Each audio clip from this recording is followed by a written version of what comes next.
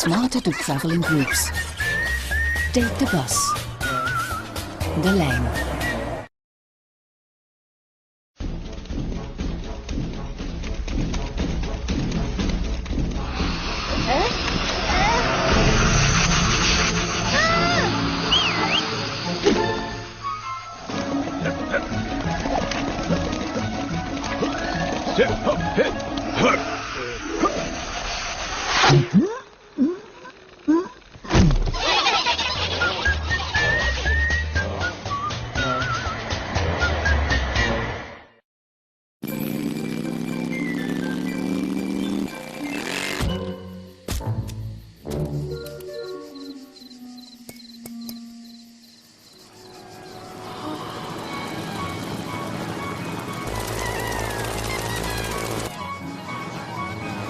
It's smarter to travel in groups.